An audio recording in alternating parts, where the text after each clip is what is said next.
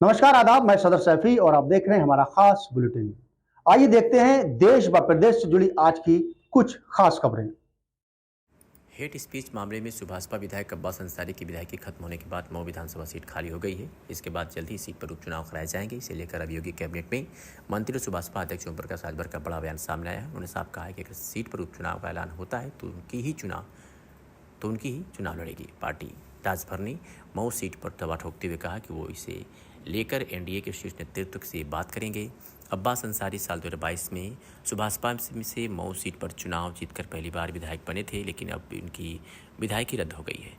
ओम प्रकाश राजभर ने कहा कि जो सीट खाली हुई है वो सुभाषपा की सीट है, इसलिए नियमों के हिसाब से इस सीट पर सुभाषपा ही चुनाव लड़ेगी। उन्होंने कहा कि अगर चुनाव आयोग यहाँ उपचुनाव का ऐलान करता है तो उनकी पार्टी चुनाव लड़ेगी।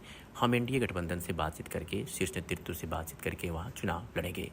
राजभर ने कहा कि अब्बास अंसारी सुहेलदेव भारतीय समाज पार्टी का एमएलए रहा है। अगर वो कोर्ट जाते हैं तो भी पार्टी के विधायक हैं और अगर न्यायालय स्टे देता है तो पार्टी के भी ही विधायक रहेंगे, इसलिए हम उनके साथ हैं। इस दौरान उन्होंने पंचायत चुनाव को लेकर भी अपनी बात रखी। उन्होंने कहा कि इसे लेकर 4 बार मुख्यमंत्री से मुलाकात हुई है, 2 बार गृह मंत्री से बात हो चुकी है, प्रधानमंत्री से भी 1 बार इस चुनाव को लेकर बात हुई है। सभी की इस पर सहमति है कि धनबल और बाहुबल को खत्म करने के लिए जनता से चुनाव कराया जाए। कोशिश इस बात की है कि इस बार का पंचायत चुनाव सीधे जनता चुने। बकरीद पर सड़क पर कुर्बानी और लेकर राजभर ने कहा कि इसकी इजाज़त किसी को नहीं है। सड़क पर कुर्बानी करने की इजाज़त कोई संविधान नहीं देता है।